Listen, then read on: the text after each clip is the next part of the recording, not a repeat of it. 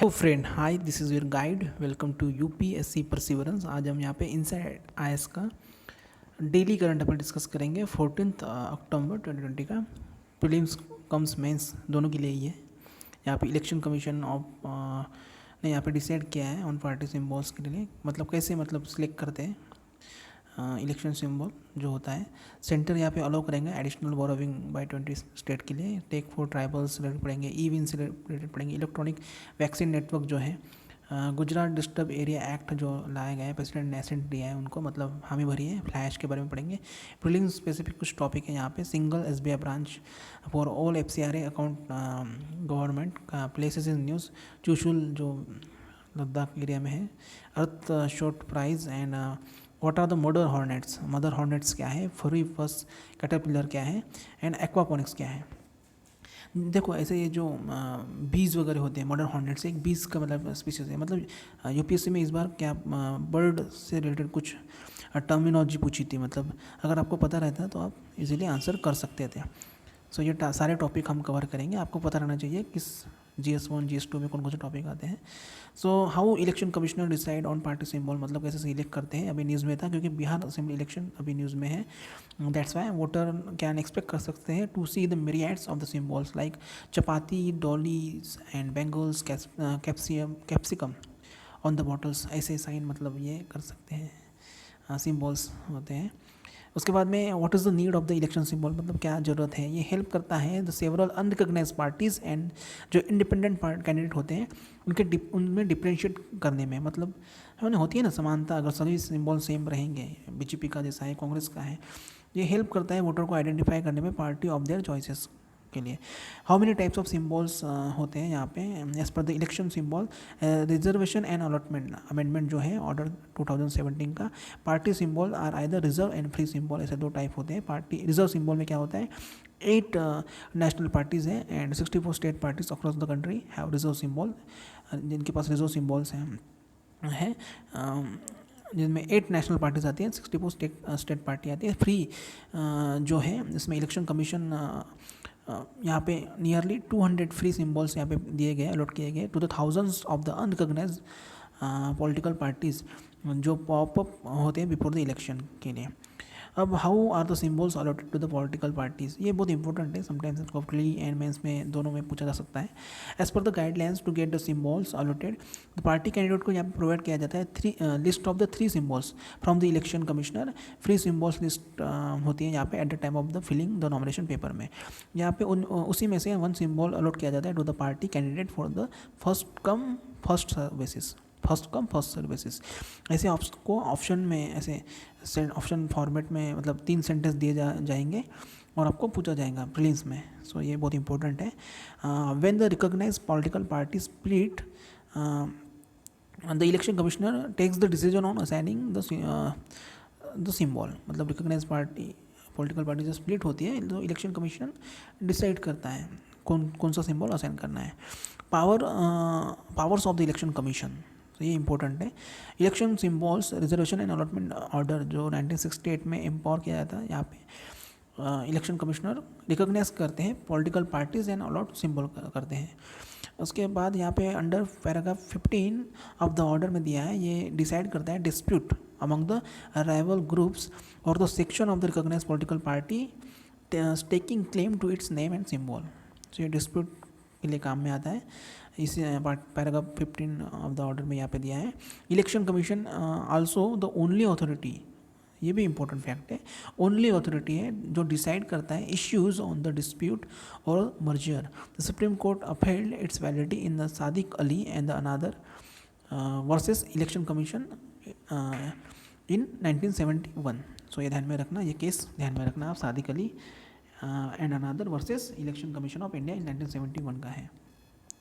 उसके बाद हम देखते हैं सेंटर अलो किया है additional borrowing by the 20 state. अभी क्या हुआ है कि मतलब जो फाइनेंस मिनिस्टर ने यहाँ पे परमिट किया है 20 स्टेट को to raise 68,825 crore through the open market borrowing द्वारा। सो एक्सपेंडिचर डिपार्टमेंट ने यहाँ पे बोला है कन्वे करने के लिए their acceptance of the first borrowing option offered by the central government to meet the GST compensation shortfall. जो शॉर्टफॉल हुआ है अभी कोविड-19 की वजह से जीएसटी का कलेक्शन उतना हो नहीं पाया है, स्टेट को मतलब उतना बोरो मतलब कर नहीं पाए हैं। So state could borrow the 1.1 lakh crore from the market से वो बोरो कर सकते हैं with the principal and interest payment to be paid out by of the GST cess collection. जो लेवी होंगे 2022 तक बियॉन्ड किए जाएंगे, उसको एक्सटेंड किया गया है। अब why state need the central permission while borrowing, is it mandatory for the all the state, मतलब क्या ये मैंडेटरी है? हाँ, आर्टिकल 293 सब सेक्शन 3 में दिया है कॉन्स्टिट्यूशन में, रिक्वायर्स है state to obtain the centre consent, मतलब सेंटर का कंसेंट होना चाहिए, पर मतलब उनका मत होना चाहिए, और in order to borrow in case of the state is indebted to the centre over the previous loan. उसके बाद में ये कंसेंट जो है इसे ग्रांट भी किया जाएगा subject to the certain condition by the virtue of the article 293 subsection 4 में दिया है। और जो प्रैक्टिस है सेंटर का यहाँ पे एक्सरसाइज किया जाएगा this power in accordance with the recommendation of the finance commission द्वारा।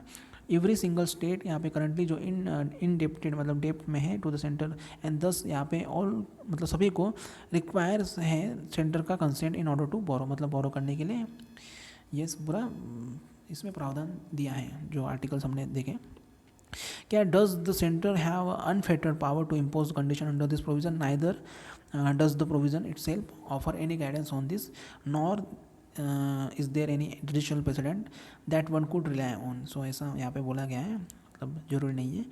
This question form part of the terms reference दिया है यहाँ पे 15th फाइनेंस कमीशन द्वारा and it was not address in its interim report. So यहाँ पे centre impose कब करता है कंडीशन? ये only when it gives consent for the state borrowing, और ये कंसेंट दिया जाता है व्हेन द स्टेट यहाँ पे इंडेप्टेड टू द सेंटर के इसमें हो, कर्ज में हो, यहाँ पे इंडेप्टेड टू द सेंटर। अब वाई सच रेस्ट्रिक्शन नेसेसरी, मतलब ये रेस्ट्रिक्शन नेसेसरी क्यों है? So one possible purpose behind this conferring this power upon the center was to protect its interest in the capacity of the creditor, ऐसा यहाँ पे दिया है। और जो बॉर्डर पर्पस है इंश्योर करता है मैक्रो इकोनॉमिक स्टेबिलिटी को मेंटेन करने के लिए। Is also discernible since state indebtedness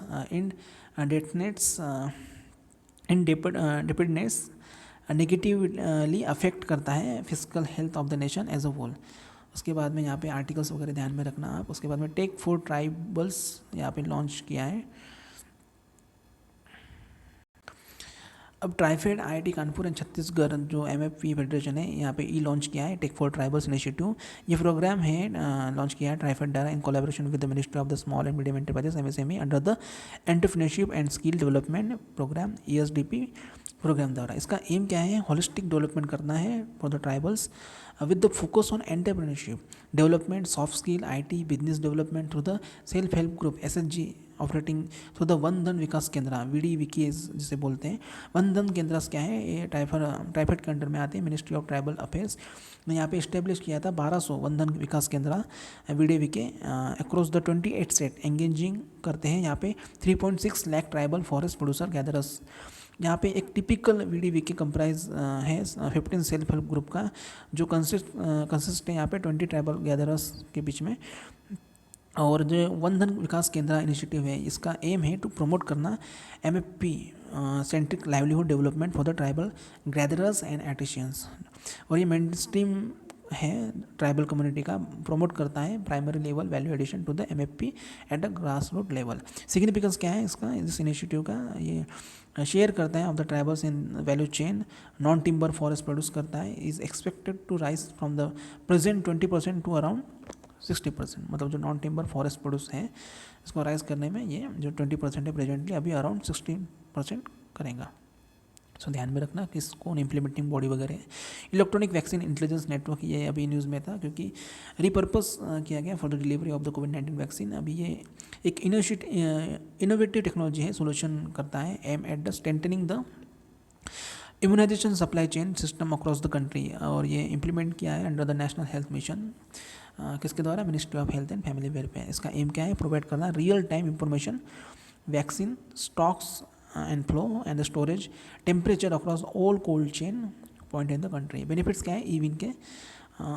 ये हेल्प करता है क्रिएट करना बिग डेटा आर्किटेक्चर, जनरेट करता है एक्शनेबल एनालिटिक्स, encourage करता है data driven decision making and consumption based planning के लिए।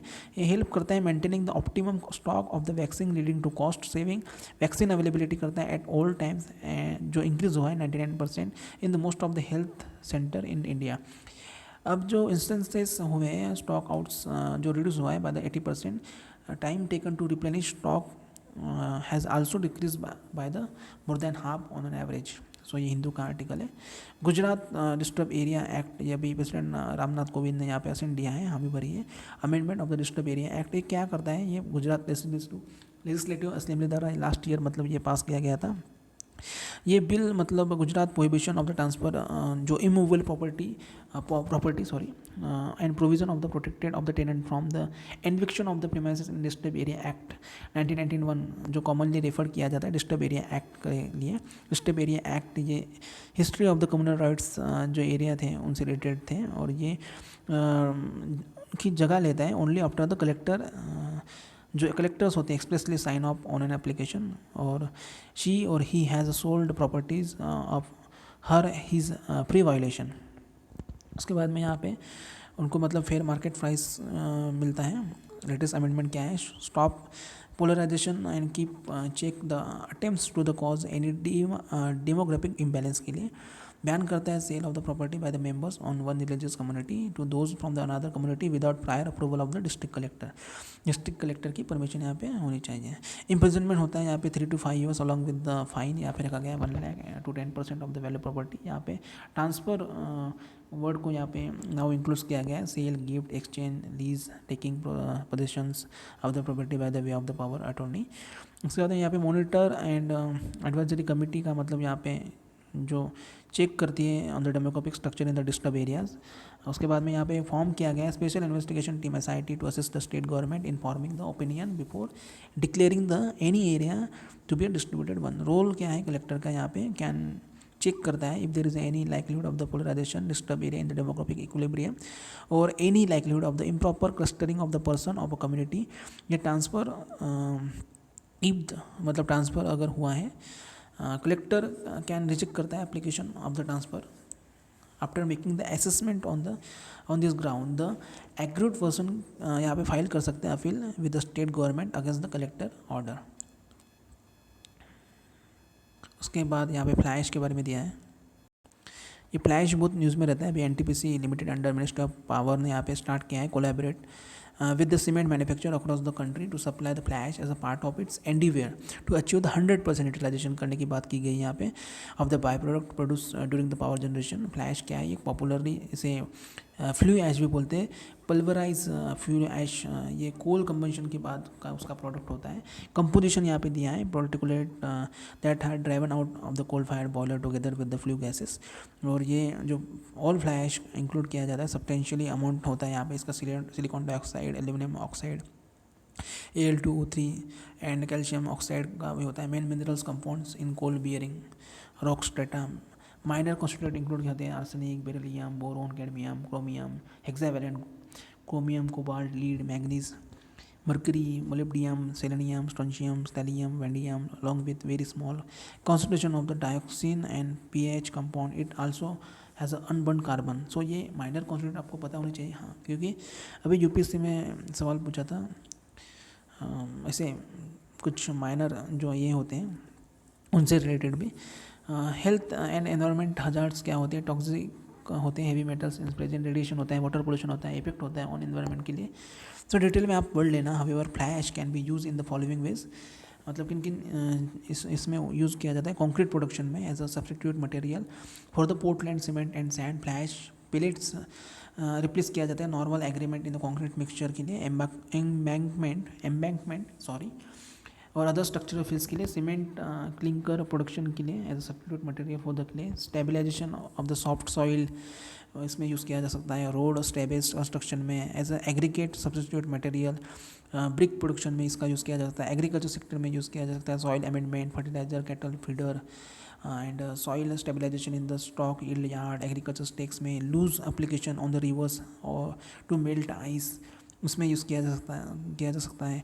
Loose application on the road and parking lots of ice control, इसमें भी यूज़ किया जा सकता है।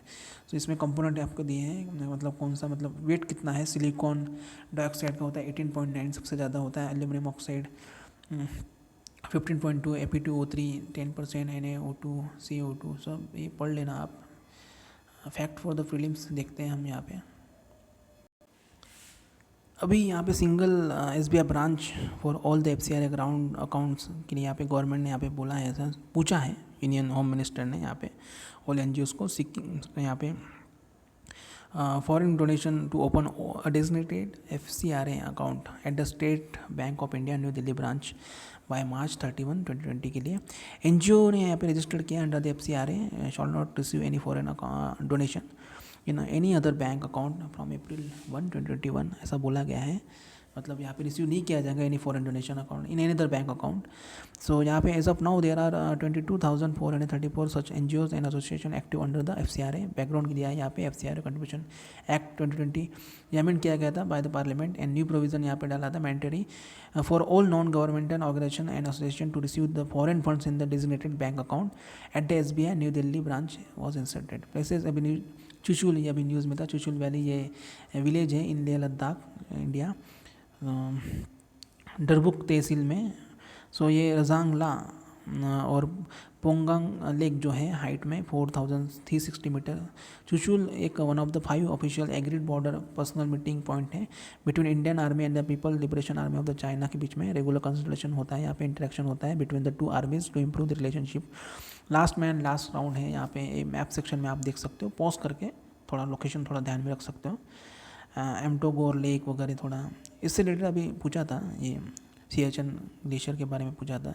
सो आप ये काराकोरम रेंज में आता है, इससे जो भी मतलब प्लेसेस हैं आसपास में वो ध्यान में रखिए, कभी पूछा जा सकता है। अर्थ शॉर्ट प्राइस क्या है, लॉन्च किया गया है प्रिंस विलियम द्वारा एंड रॉयल फाउंडेशन द्वारा, ऑफर करता है 15 मिलियन यूरो एंड $, कितना है $65 मिलियन US है funding for the solution for the environmental and climate crisis के लिए। इसका एम है प्रोवाइड करना incentives to find solution to the repair the planet over the next decade.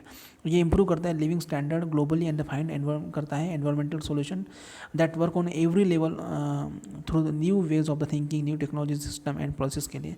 सो ये ध्यान में रखना है। अर्थ शॉर्ट प्राइज मतलब एनवायरमेंट से रिलेटेड है। ये प्राइज सेंटर है अराउंड 5 अर्थ शॉर्ट चैलेंजेस होते हैं, ये ध्यान में रखना। Protect and restore the nature, clean our air, revive करता है आवर ओशन, बिल्ड करता है मतलब वेस्ट फ्री वर्ल्ड के लिए, फिक्स आवर क्लाइमेट करता है।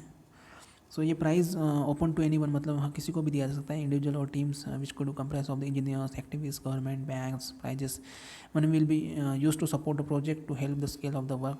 अब मर्डर हॉर्नेट्स क्या है, फ्यूरी पास कैटरपिलर है। अभी ये एक नेटिव है east Asia and Japanese, this predator was infamous है, रूथलेसली रिपिंग करता है, हनी बीज है ये, डिसमिटिंग देयर हाइव्स। उसके बाद में यहाँ पे राइज हुआ है इनका population both insect and in the United state, ये देख सकते हो आप, है ना। अरे मतलब बहुत अच्छा है ये। फ्लोरिंग मतलब पॉलिनेशन के काम में आता है, आपने सुना होगा पॉलिनेशन कैसे होता है।